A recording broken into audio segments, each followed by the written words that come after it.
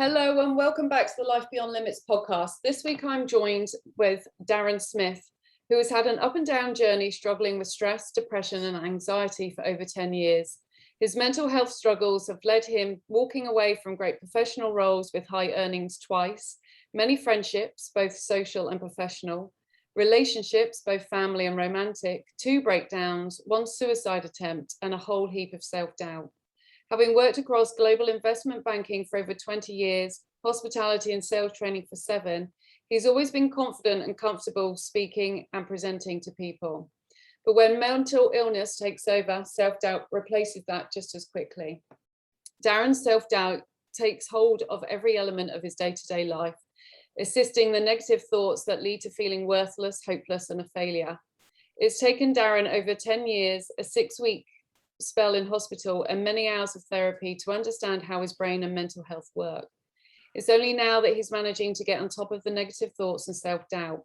It's still very much a work in progress, but one that's becoming a lot easier to manage. So welcome, Darren. It's lovely to have you on the show. How are you? I'm doing very well. Thanks for having me. And it's great to be on your show. Oh, my pleasure, my pleasure. When I saw your post, I met Darren through the powers of LinkedIn. And when I saw your post, it screamed to me. It was like, wow.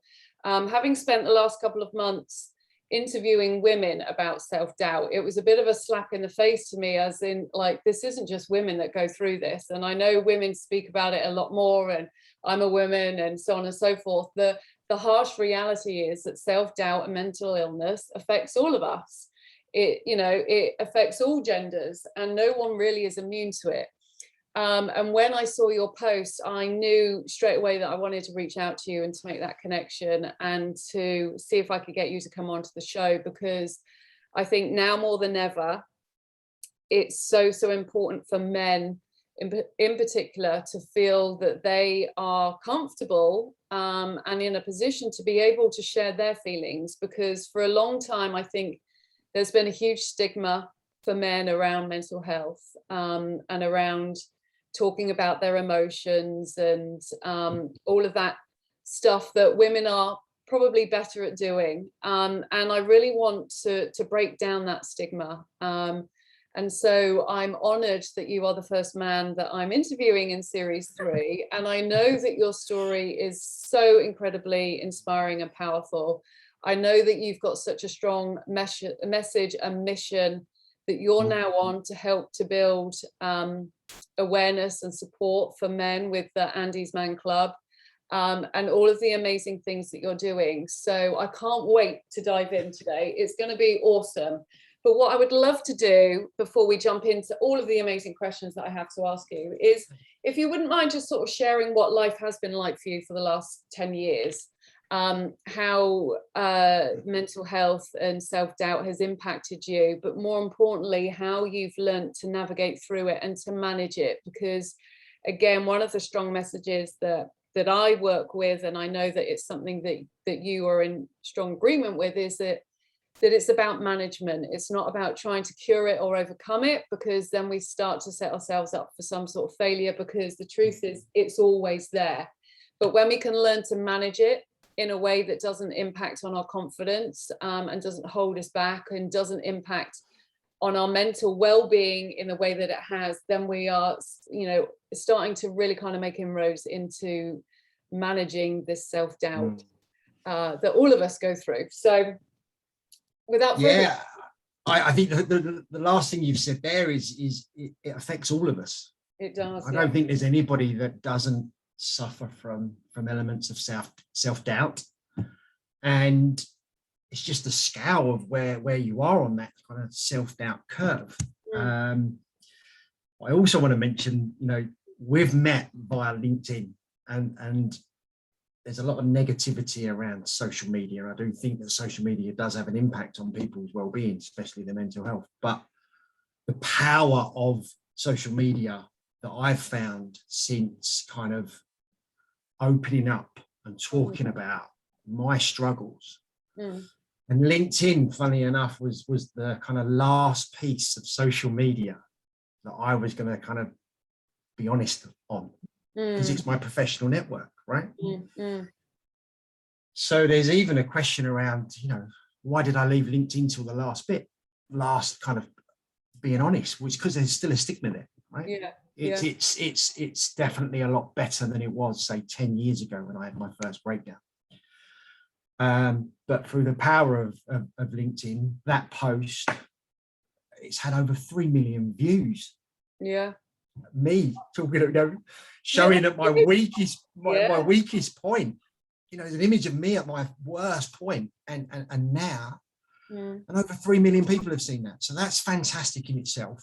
Yeah. And it's led to us talking, and now we've led to us here. So how have I done? Well, okay, so 10 years ago, I had my first breakdown. Never felt I'd struggled before. And it was a physical breakdown. I couldn't physically walk into the office 10 years ago.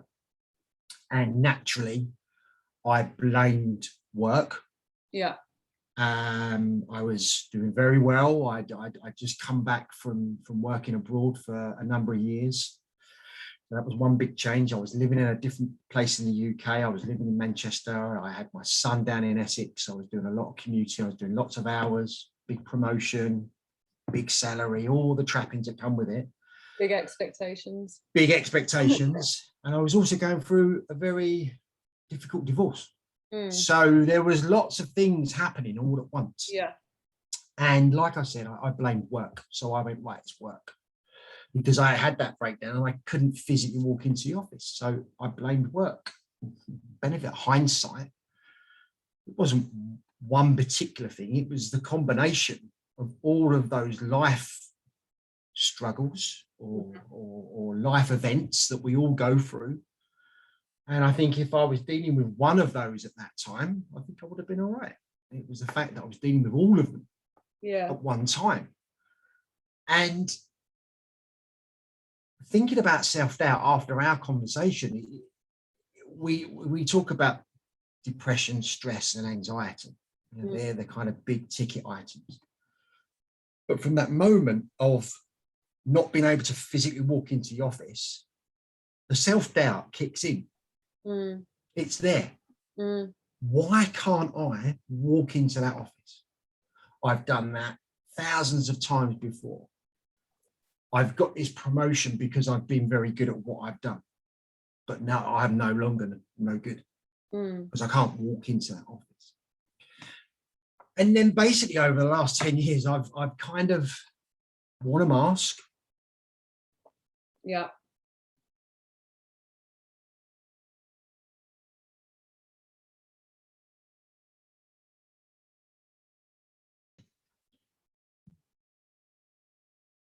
So when you're wearing a mask, you can't wear it forever. It gets heavy and eventually it breaks. So what I did over the 10 years was kind of, I didn't really fix my mental health. I kind of done enough to kind of go, oh, I feel a bit better now. So that would be all right. And I had some therapy, again, hindsight and learning. I realized that CBT was kind of not necessarily the right format for me from a therapy point of view. And I could do just enough to kind of make me feel a little bit better and make sure that the therapist felt I was doing enough. And I also talk about an onion, with all those different layers on.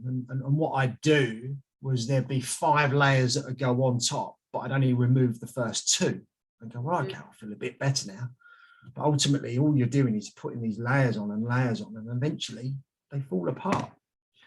So over the 10 years, I've not really fixed my mental health, and it then gets to a point where the self-doubt is there. You can't do the job that you want to do. I left my career in investment banking. I went into another career, did really well, went through the ranks, and then that self-doubt's still there.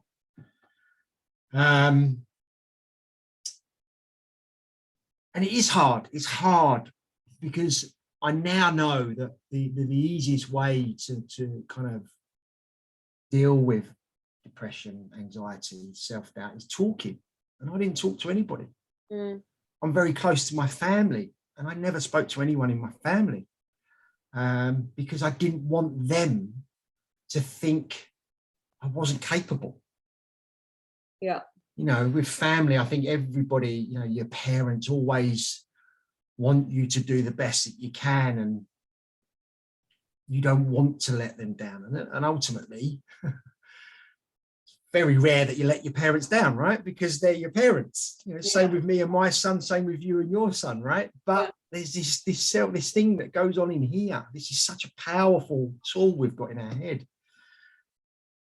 And the more you pull away and the more you keep everything inside, the harder it is. And ultimately, it leads to where I ended up at the end of 2020, in the darkest place possible, wanting to call an end to it all. Yeah. You know, which I want to dive into a little bit more, Darren, but I just think that there's a few things that you said at the start there that are really kind of standing out for me, and you know, I'm writing notes down about it all. And you know, it's about wearing that mask, and I think you mentioned that, and the fact that it gets very heavy, and you can't wear it forever, and yet I think, you know, at some point we're all guilty of only showing the world what we want them to see and hiding other parts of ourselves. And one of the big things that I do when I work with my clients is to really help people to embrace their whole self and start to allow themselves to wholeheartedly trust and believe in their whole self and feel confident enough to show people. Because I often think, you know, you said earlier, you've had 3 million responses or views on your post. It shows that vulnerability opens up a whole other avenue. And I think, you know, all too often we try and be robots and try not to show emotions, and maybe a bit, you know, slightly differently with men versus women, because I know men need to perhaps do that little bit more. Definitely. But the reality is we put this mask on hoping that we can hide and trick people into thinking we've got our shit together, and it's draining as hell. I've done that for many years, and it is a real heaviness that you carry with you that comes with guilt, and another whole host of emotions, because you're not being your true self, and you're not sure which part of you you're meant to be showing today, and which part's going to come through, and all of that sort of stuff.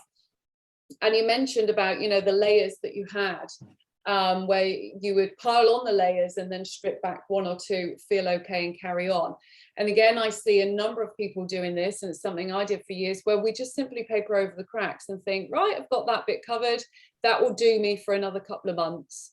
Rather than looking at the bigger picture, because perhaps we're too scared to look at the bigger picture and think, right, if I go all in, then I can really help myself. We think, oh God, I don't want to go down that avenue. I'll just keep pretending I'm okay and just doing the bare minimum that I need to do to kind of paper over the cracks and move on. What kind of patterns were coming through for you? Because you mentioned, obviously, you were in a very high-powered job. Your first physical breakdown was that you couldn't walk through the door, but you then went on to another high-powered role. And clearly you are very capable and very able, but all the while you were having this internal battle, which eventually then led to you wanting to take your own life and attempting to take your own life. What patterns were starting to come through for you where you were just starting to lose that control, and suddenly, instead of papering over the cracks, it was then like a plaster, and then it was like a tiny bit of fabric, and all of a sudden you couldn't find, you know, the energy to paper over the cracks? So after the first breakdown, and where I, you know, as I said at the time, blamed work, it was a case of, right, that's it. We're going to walk away from that industry. We're going to walk away from all the materialistic trappings, and we're going to go, and I opened a restaurant with my best friend at the time, and I earned minimum wage. Again, looking back, it's crazy how my mind was working at the time, but in my mind, it was, okay, I'm not capable of doing this investment banking role that I worked so hard to get to. Well, that's fallen by the wayside. So you know what I'm going to do? Let's go all the way down to the bottom and start again. And it was kind of a bit like a cleansing. I guess, turning around and saying, right, I'm walking away from that industry. Walking away, bang, everything. Any documents I had, any books I had, any qualifications I'd done, training manuals, all got burned. All got burned. And then you start doing this new industry and you go, wow, this is good. But me as a person, I can't just do mediocre. I can't just plod along. So you then get in, okay, well, I feel a bit better now because I've cleansed. Now I'm going to go 2-footed into this new passion, this new concept, and I'm going to go 1,000 miles an hour at this one. But that can only last for so long because I hadn't fixed the issue at the beginning. I papered over the cracks. But because it was such a big jump, I felt I was doing the right thing. After a period of time, I then start to go, whoa, I'm missing. What have I done? What have I done? And a lot of my struggles over the last 7 years was looking back at leaving that high-powered job that I'd worked so hard to get to. It's interesting what you're saying there. When you obviously had your first physical breakdown, and you cleansed yourself, but what you did was you removed yourself from one physical job into another physical job with no mental cleansing, and coming very much from the masculine energy of doing. And this is a topic that I think is something that's really important to discuss, because there is the masculine feminine energy, masculine being very doing, feminine being a lot softer and looking within. And naturally, as men, even though both energies are in both of us, tend to very much, and actually a lot of people tend to think if something isn't right, or you've had a breakdown or something's going on, I need to do something else. I need to do this now. I need to physically cleanse myself from this and try to do something else. And did you at any point question yourself or take time to look within to find out what was driving the mental breakdown? No, not at all. Because I felt I'd walked away from the stressful environment of the work I was doing. But that didn't stop my divorce. It didn't stop my rebuilding of my relationship with my son. And ultimately, again, with hindsight, mental health, my mental illness is always here. Unfortunately, it's picked me. So I've now got to manage that. I wasn't managing that. And the cracks start to show again, and then you start to go, oh, maybe this is not the right thing. I'm all constantly looking back. I was constantly looking back at what I had. And that started the cycle, of ups and downs. Wanting to go, well, okay, well, I made the decision there to walk away from all that stuff. It was a case of, shit, I miss all that stuff. Well, hold on, that stuff made me ill. No, maybe it wasn't that stuff. What was it then? And then you look at the monetary side and you go, well, actually, look, my wife is so supportive. There was a big safety blanket there. My wife was still working in the finance world. But then I started to then go, yeah, but I'm a man. How can I be supported? I'm earning minimum wage. All right, there was a little bit here, a little bit there, but I should be earning money. I should have the career. What happened to my career? And you end up having these, the topic of having self-doubt, right? You start having self-doubt about your self-doubt. Yeah. And then I was like, well, yeah, but I made this decision because I was ill. Oh, maybe I wasn't ill. Yeah. Maybe it was just a moment. Oh, that's all right. Come on in. And then I went into another industry. I went into automotive world, which I've been a big car fan since I was a child. And I went, right, let's get into the car industry. And I got into the car industry with electric vehicles, brand new. And it was fantastic. It played to all my strengths. Like I said in the kind of opening bio, you know, I was able to talk to anybody about these electric cars. And then it starts again. It starts to eat away, and then you go, oh, I don't really want to go to that session, or I don't want to go to that event because I don't really want to talk to people. That's when I started to realize it was still there. Because working in sales, you have to go everywhere. You have to talk to people, you know, and there was emails coming in, and you, oh, I'll leave that email. I'll wait for that. And ultimately, their emails coming in because there's people that want the cars, or they want to do an event around electric vehicles. And I just started to feel like, you know, the inbox was just building up. Yeah. Because I start to say here, what if I mess that up? Oh, I won't read that email. What if what if it's bad news? What if they don't want to have those cars, or they've got the order and you know there's an order out there, and maybe they want to cancel the order. Yeah, but what if I can't answer that email? Jesus, you know, I've come, again, this was some of my self-doubt. I'd come from such a high place. I'd come down and I was going back up again, but I was still nowhere near where I was. And this voice was just saying, no, you can't do it.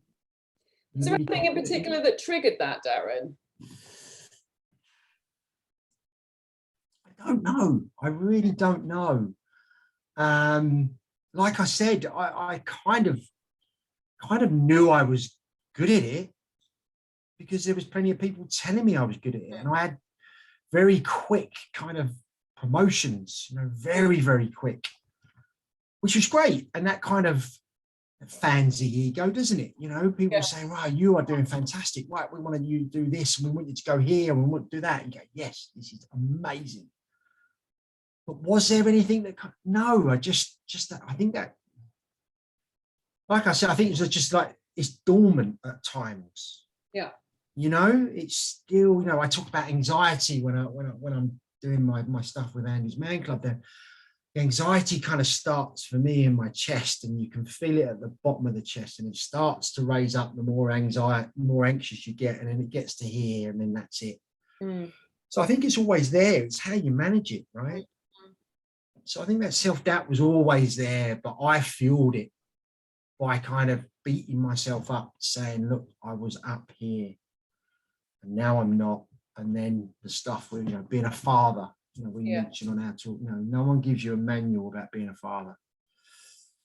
And I really struggled with that, really, really struggled. And that hasn't helped my mental health, because no one sets out to be a bad father.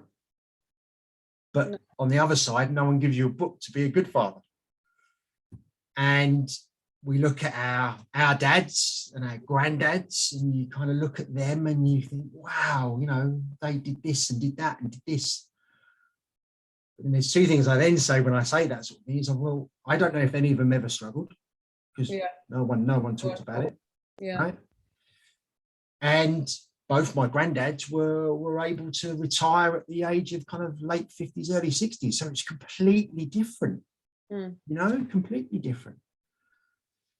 So yeah, that's, you know, again, you beat yourself up. What, you know, why am I a bad father? Well, okay, so I've separated, you know, divorced from my son's mum. Does that make me a bad father? No, but I was absent. Yeah. And that's a different, you know, there's different buckets where the self-doubt comes, you know. Being divorced, I was the first person in the family to be divorced. You start then going, well, am I rubbish as a husband? Yeah. You know? There was a whole load of evidence that was then backing up what you were thinking, that was being surrounded around you. And it you know, it's interesting because you're constantly chasing, almost searching clawing your life back in some respects. Like, you had the high powered job, you left it, you're on minimum wage, then you went back up, as evidence that you can do it. So you almost got that reassurance that, look, I can do it and I know that I'm good. But the reality is, it doesn't matter how much external validation we get, and we seek it a lot, but the reality is we can have it all there on a plate. You can be told left, right and center all day, every day, how amazing you are. But if you do not believe it in yourself, it's just not going to resonate with you. It's just going to rebound off you. Was it around that point that you started to recognize that this was a lot deeper than the physical side and was a lot more mental, or did that come post the suicide attempt? I started to realize, so I again walked away. So again, it got to a point, and I said, I can't do this anymore. I wasn't sleeping. My biggest thing when I'm in the funk, I call it the funk. Yeah. I don't sleep, and that's one of the worst things, because you're lethargic during the day because you don't want to open those emails, you don't want to take the phone calls, you hide away, and then your mind starts racing overnight and going through and saying all the things, or you're thinking all the things. You go, I didn't open that email, I didn't make that phone call, and you start beating yourself up even more. But it's of a night time. So the sleep deprivation was terrible, and then that fuels the kind of laziness at work. So I walked away again. I said, right, that's it. I'm walking away, and I'm going to take some time out. And that was kind of 2018, 19. And that was when I kind of felt down. And definitely felt a failure. And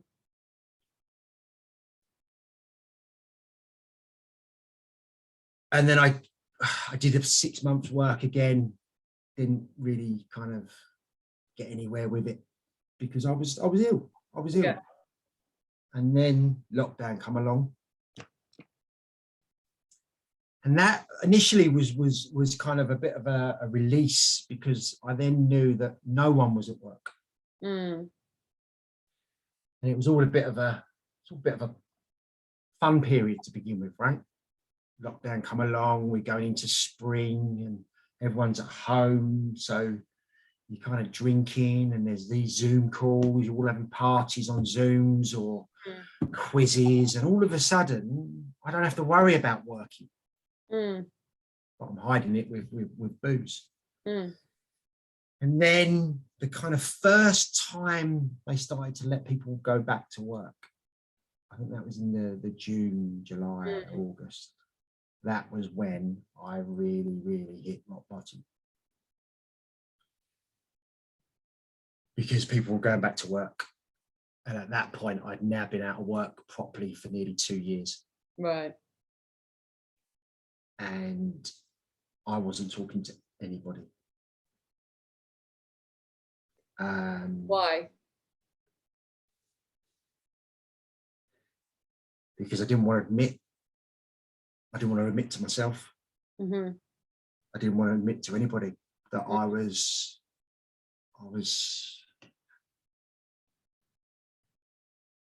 I didn't think.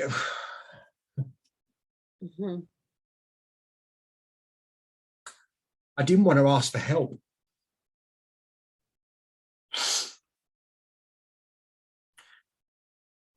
Because everybody was struggling. Right. Everybody was struggling. So I didn't want to, admit it, didn't want to be the person that was putting their hand up. And that just went on and on and on. And I got deeper and deeper, darker and darker. And the dark thoughts just continued and continued. And I was planning my attempt even more. And you kind of, I suppose, you convince yourself that everyone would be better off without you. Yeah. And recently and after, and I'm in a lot better place. I'm surprised I'm getting upset, but people say that people that think about suicide, or people that are successful with suicide, are very selfish. I really disagree with that. Yeah. From my experience, because the only people I thought about was everybody else. Yeah.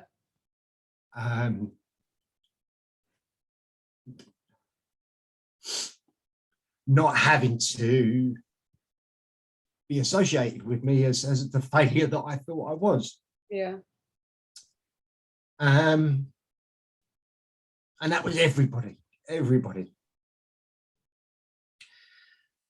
And that led to me, trying to, I tried to hang myself.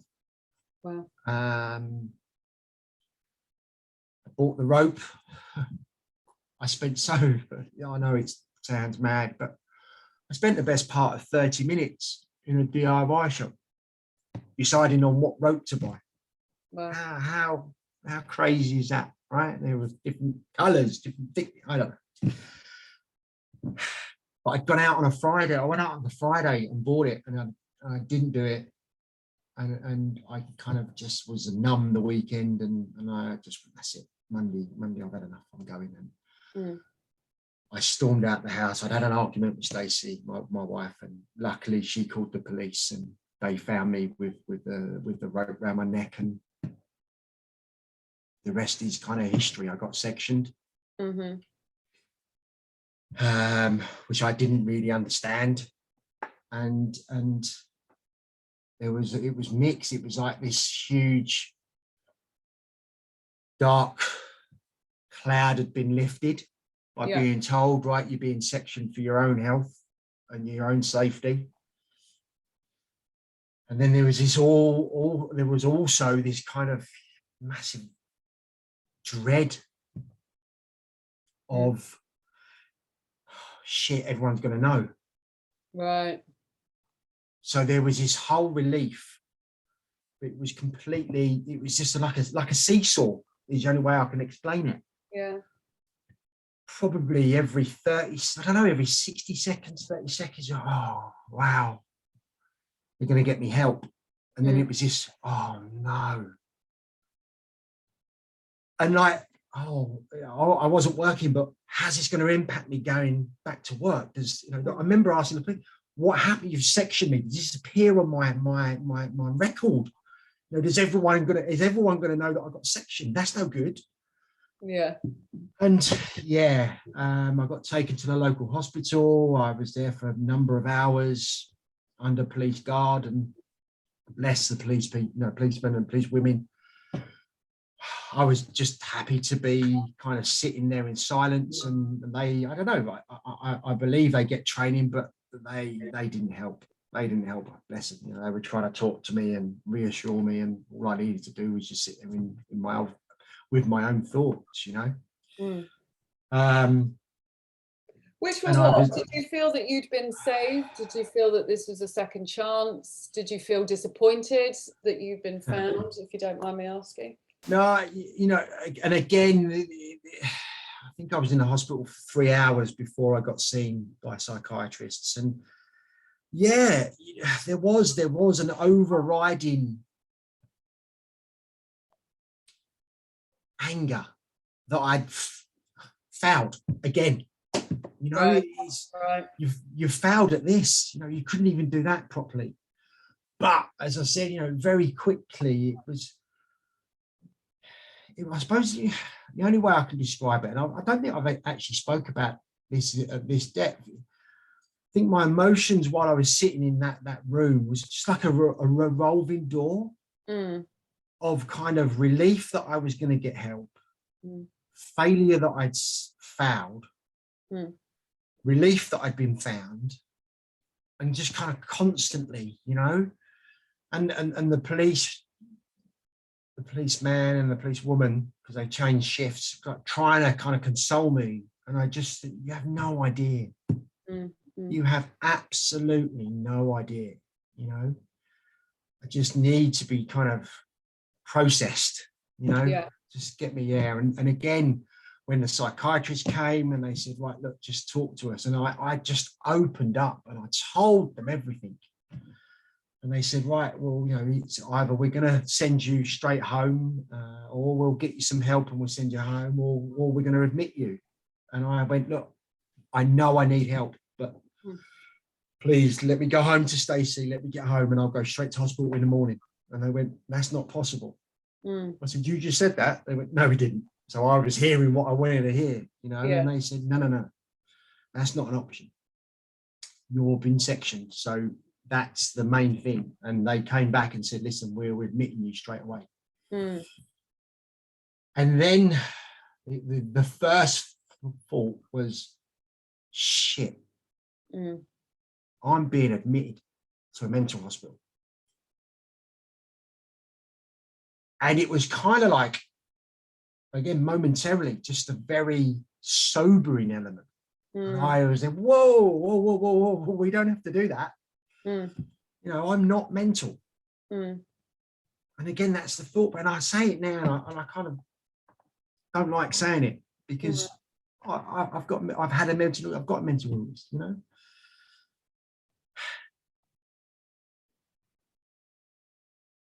And at that point, all I wanted to do was go home.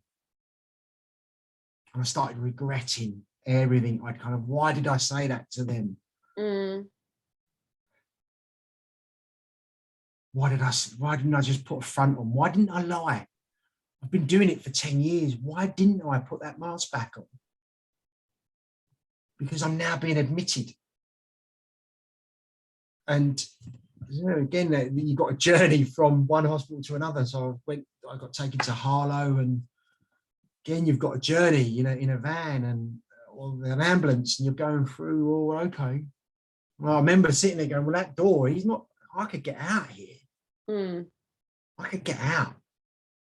But then what would that achieve? Deep down, you knew that you needed. Yeah, absolutely. Absolutely. Your mask. How was, absolutely. I mean, obviously it must be very scary, very lonely to be sat there knowing that you're being sectioned, and all of a sudden everything that you were running from is everything that you now want to have around you, i.e. your home and your loved ones, and all of that.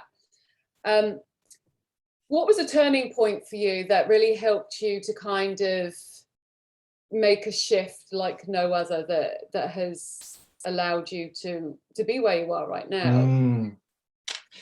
Through that so my kind of journey was kind of an interesting journey. So I got admitted to a National Health Hospital, which I was there for 4 days, which was an horrendous experience. But it also opened my eyes that mental health is such a big pot.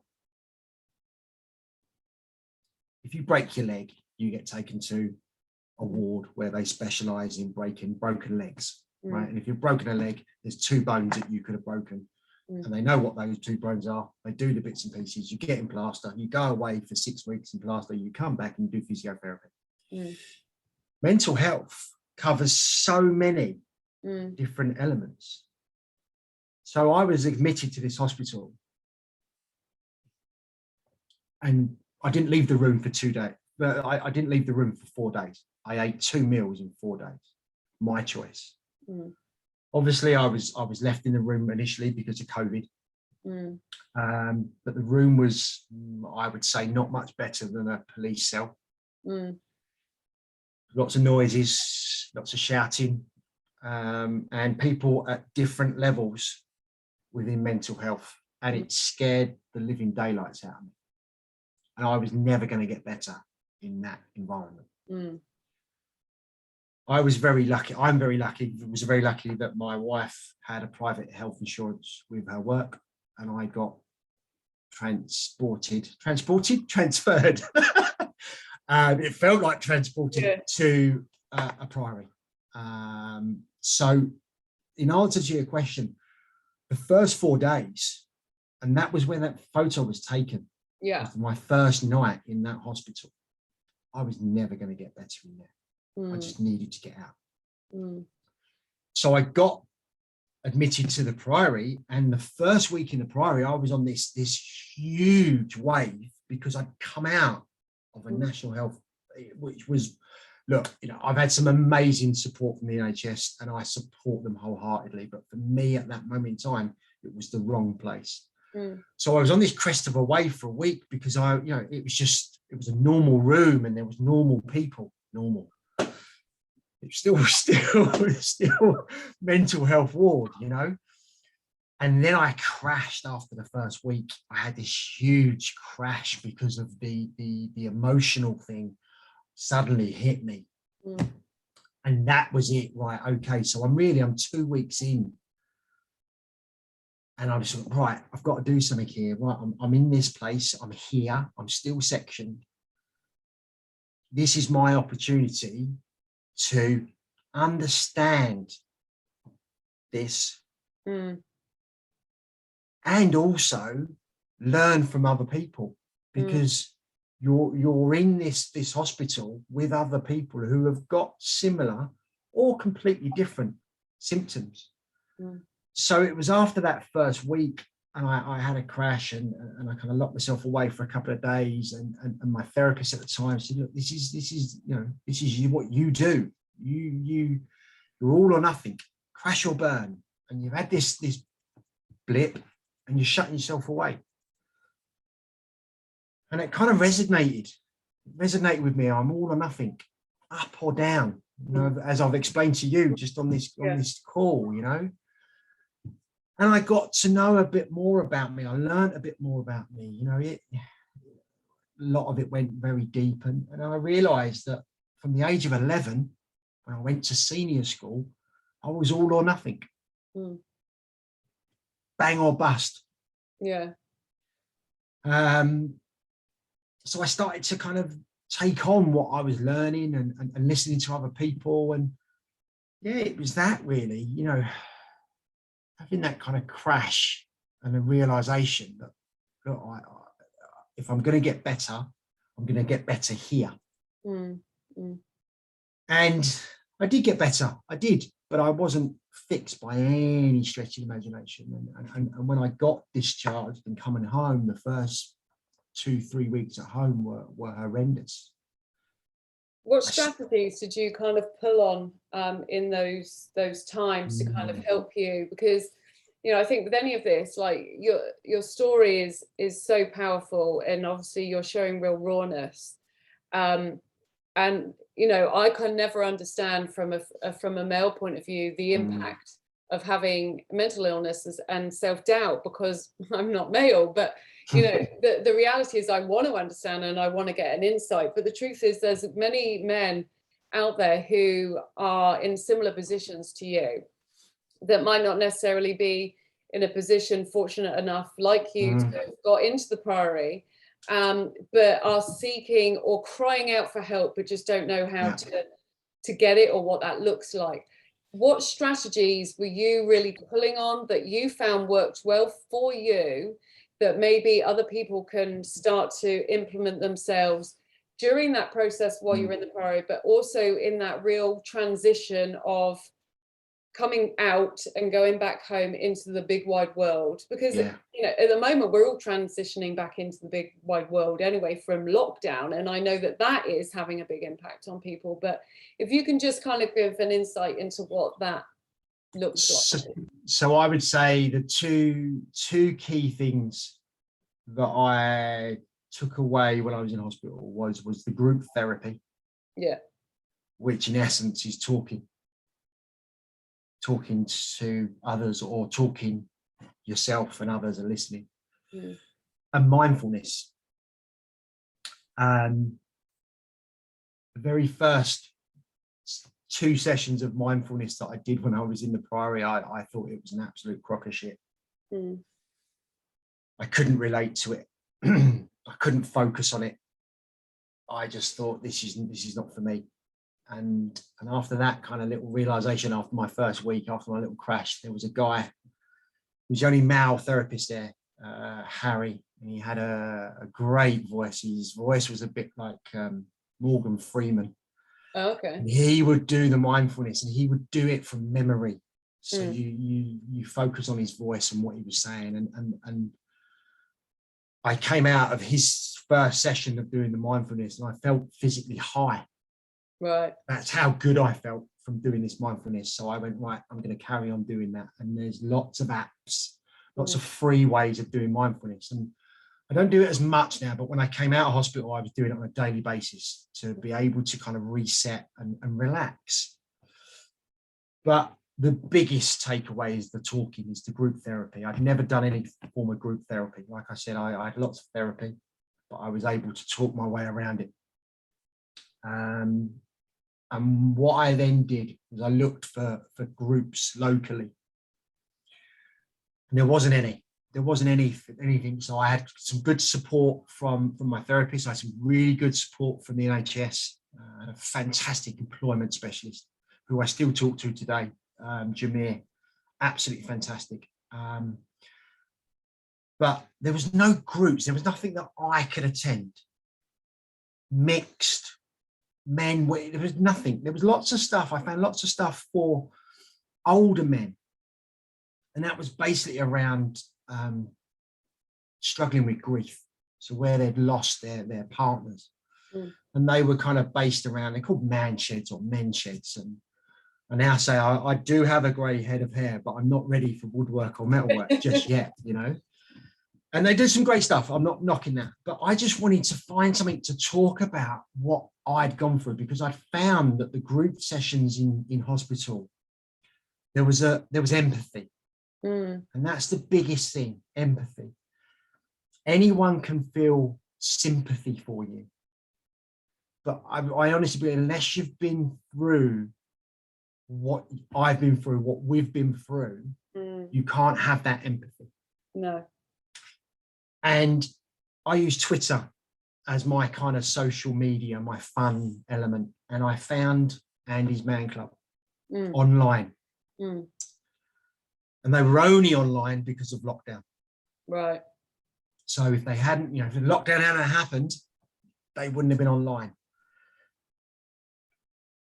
And so I found them in January. So I came out of hospital in December. I found them in January and I went online, and it was like a breath of fresh air. And I'm going goosey as I'm talking about it. And after two groups, so they meet on a Monday, every Monday night, except bank holidays, I went to two online groups and I went, this is amazing. This is so simple, so basic. And there was 14, 15 guys on a Zoom call answering these questions about how they were feeling and what they were going through. And there was empathy. I was slightly different because I'd gone through my kind of dark days, and people were kind of going, wow, Darren, I feel like this. And going, well, let's talk a bit more. You don't want to keep going in that way. And there was guys that were suffering with lockdown. There was guys that were suffering with a marriage or work. But the nearest group at the time was a 4 hour round trip. So they were face-to-face groups. So I then said, right, I need to open up a group. I need to open up a group in Essex. And I carried on doing the online groups. I started to be a facilitator. So I facilitated the groups online. And I've been fortunate that has helped me.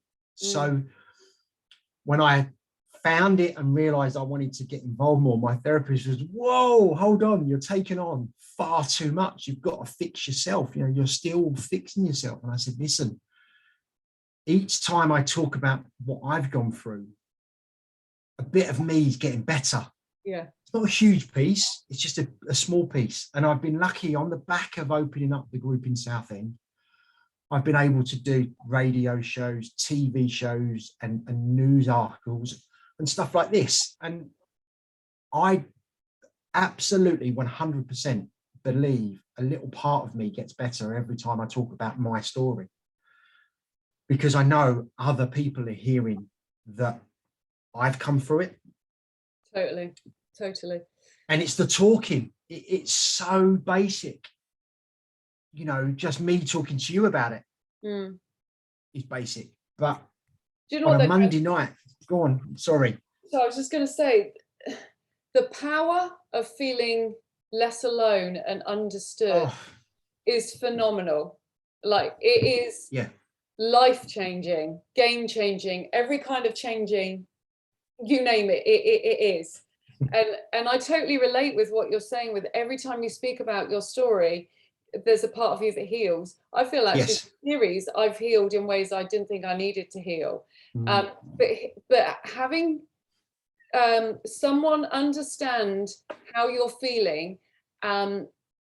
is so transformational that suddenly you just, a weight lifts. And I think men in particular need this more than ever. And I think Andy's Fan Club is phenomenal. And I think more and more men will start to join it. But I think there is so much power in what you're saying in the way that to talk brings people together. And I just think just knowing that every Monday you meet with people that can say the words, I understand.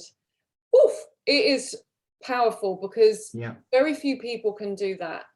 And we hold back thinking, I can't say anything because they won't understand, or, you know, I don't want them to think differently of me or judge me, or, you know, all of the other stuff that we put on top of ourselves to convince ourselves not to talk.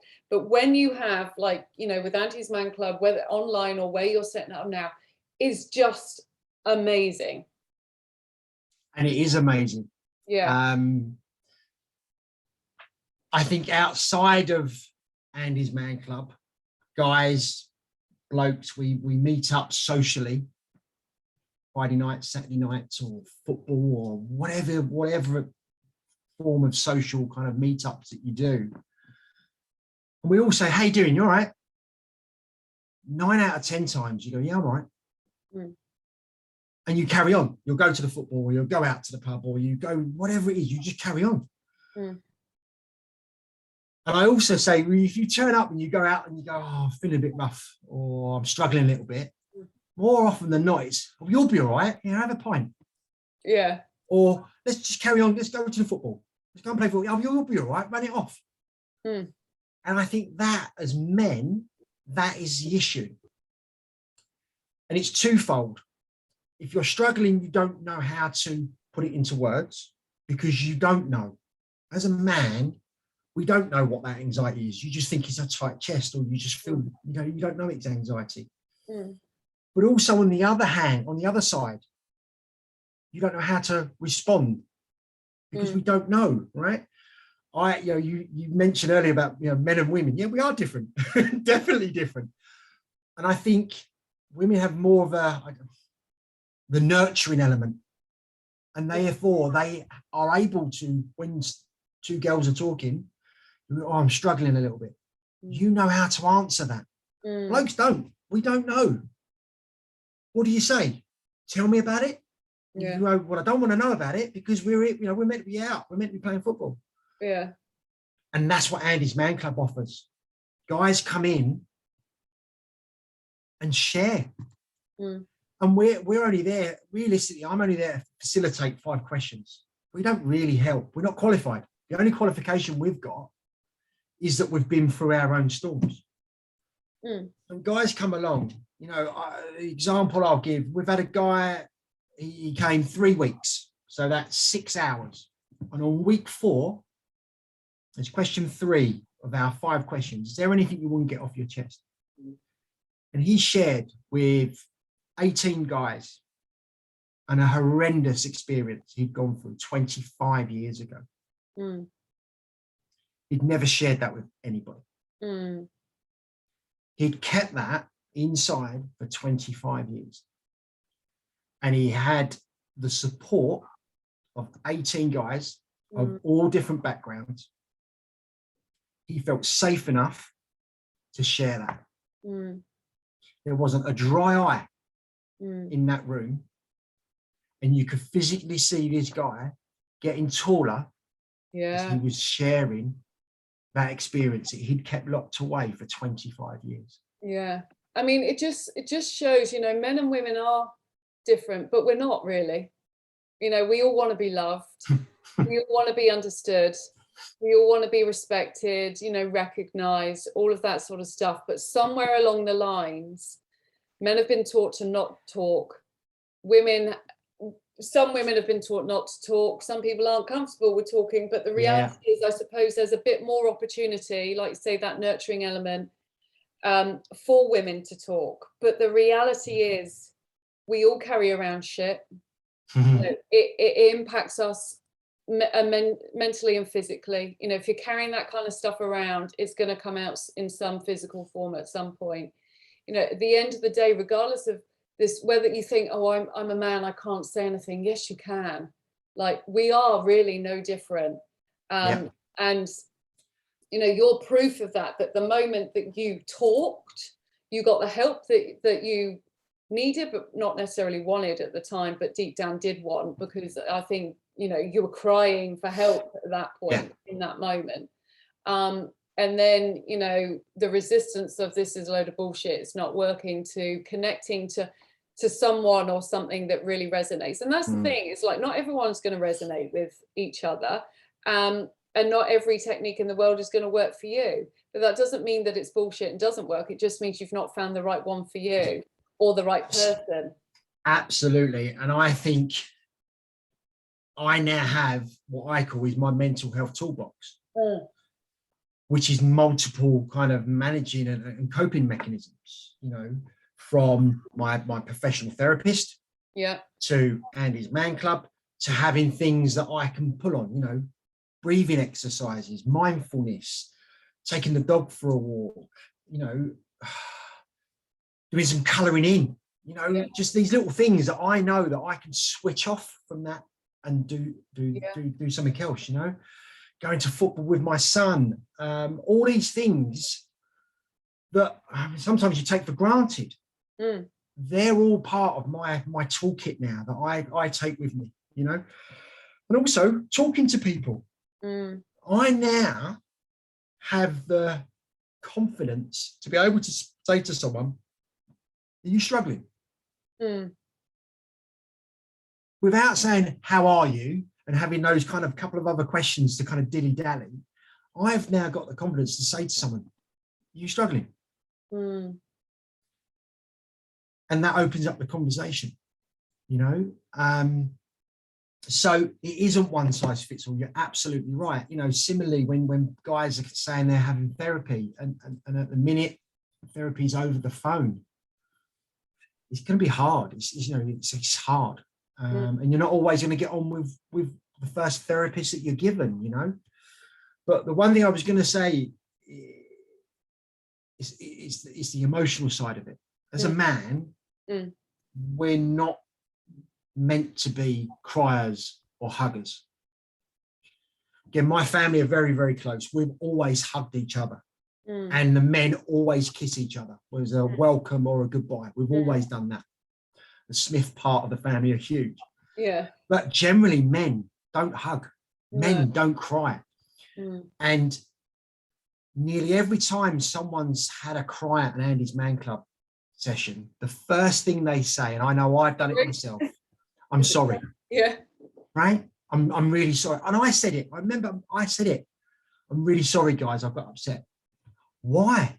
Why should we apologize for crying?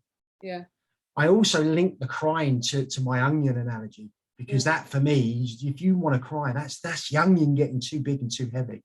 And we know onions will make you cry. It's good to have a cry. And again, I think ladies, women, you've kind of got that understanding that you are able to have a cry. And when you cry, there's an emotional element to that, right? You're letting something out, you know?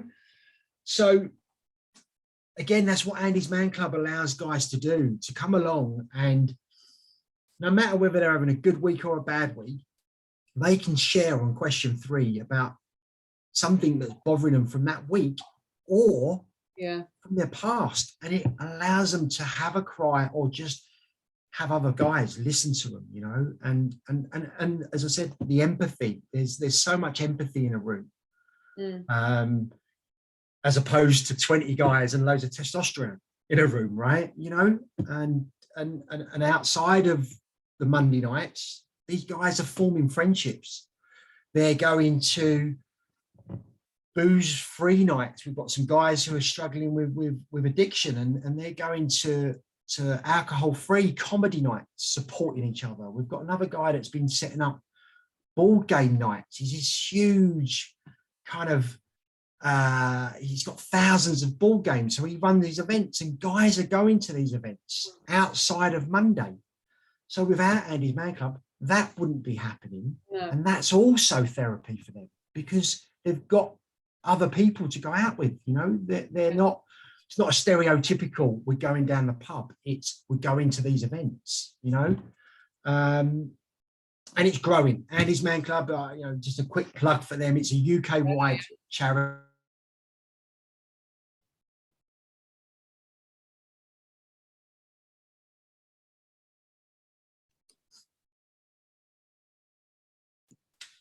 So a quick plug for Andy's Man Club. They started at 28 groups at the start of lockdown. We're now at 68, 69 groups across the country. I've secured a second venue for Essex, which is in Chelmsford. So I open that at the end of November. And I know by the end of November, there'll be 72 groups across the country. Last Monday, I think nearly 1,200 men attended the groups across the country.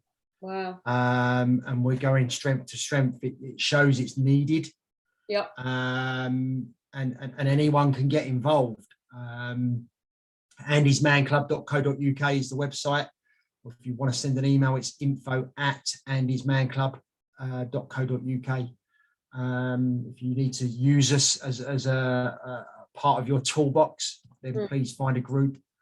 Or if you want to get involved as a facilitator and open your own group, you can as well. So that's the plug for Andy's Man Club, and it's definitely something that's helped me get to where I am now.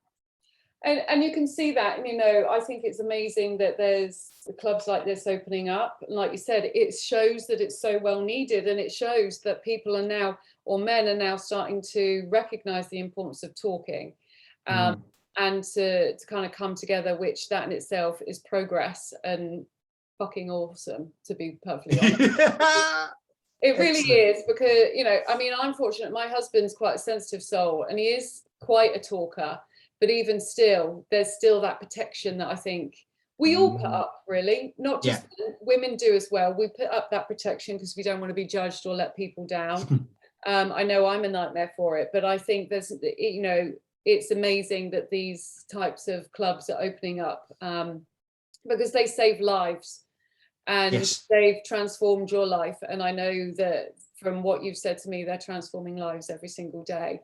Darren, I would just like to end our chat with whether there's something that you feel that perhaps you needed to hear way back when you were in the midst of all of this, that would have made a difference for you, or whether there's something intuitively that you feel you want to share as a closing piece for this episode. I think, like I said, I think that the kind of penny dropped after I had that kind of lull at the Priory, and realized that I needed to own the illness. But the biggest takeaway is being able to talk to people about it, because more people are suffering it with mental illness than anybody knows. And I know it's just very basic, but it is talking to people about it. You know, open up to someone and say that you're struggling. As a man, you know, open up to a mate, open up to your dad. You know, the conversations me and my son are now having, because he knows what I've gone through, because I've told him what I've gone through. And the conversations we're now having over a pizza that we were never having before, right? And that's helping me, but it's also helping him. So, the ripple you know, effect. and I do get asked, you know, what's your top tip? And I there's always two. It's talk. Just talk to people. Talk to your partner. And so many of the guys turn up at Andy's Man Club because their wife or their partner have found out about us.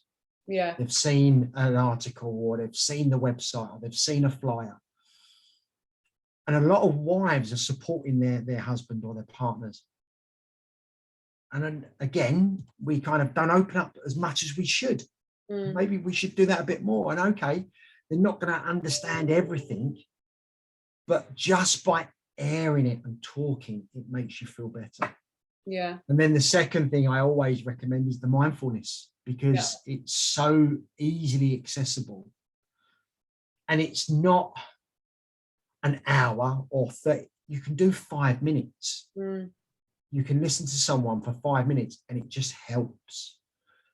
And you kind of work your way up, and before you know it, you're doing 10, 15 minutes of mindfulness, and you kind of wake up and go, wow, where did that 15 minutes go? Yeah. And it's amazing how just by doing 15 minutes of relaxing, how you feel after that. You know, it doesn't change the world. It's not going to make you feel 1,000 times better. But it changes your world, and your world then changes other people's worlds. And that's the thing is, you know, we're not going to change the world, but if we change one person's perspective or view on something, that changes their world, which then changes someone. Very true. And so very it's that true. effect. Yeah. So very, very true. Don't underestimate the power of the ripple, Darren.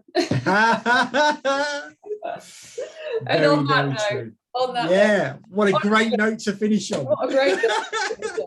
But it's been amazing, and I really appreciate you taking the time to join me, and to trust in me enough to show that rawness, which, as hard as it is for you, is amazing for me to see, because I think, you know, we learn a lot in people's rawness, and I think in rawness comes tremendous power and strength. And I think, you know, you're doing great things for amazing people, and as you said, everything that you do for others helps to heal you, and you can see that that's happening. You know, we are all works in progress. No one is fixed, but you're certainly managing it in a way that's truly inspiring. So thank you so much for joining me. Thank you so much. Thank you. And thanks for having me. Oh, my pleasure. And if anyone has been listening who knows of someone, or who is that someone that could do with getting support, to talking to other people, to reaching out, then I know that Andy's door is open. I know my door is open. You know, we are here, and if we can't help them, we can point you into directions of people that can. Please don't ever feel that you have to do this on your own. And please don't ever think that talking or opening up is a sign of weakness. It's actually a tremendous sign of strength, and it says so much about you. And so please reach out to any of us, or to someone that you know that could potentially help you. So where can people stay connected to you other than in Andy's Man Club? So I'm on LinkedIn, Darren Smith. I have an email address at Andy's Man Club. So that's darren.smith@andysmanclub.co.uk. So you can reach me there. I'm on Facebook through the Andy's Man Club Southend, or just email info@andysmanclub.co.uk, and they will pass on any correspondence directly to me. But yeah, look, you found me on LinkedIn, and I think that again, it's a very powerful message that it's a professional network. The personal messages are always open on LinkedIn, and I'll happily reply to messages there. I've managed to reply back to nearly 2,000 messages on my post, which took a long time. But yeah, therapeutic in itself, I expect. So again, yes, absolutely. So yeah. Awesome. Well, it's been amazing, and I'll add all of that to the show notes. So thank you so much once again, and thank you everybody for listening today, and look forward to seeing you all next week. So bye for now.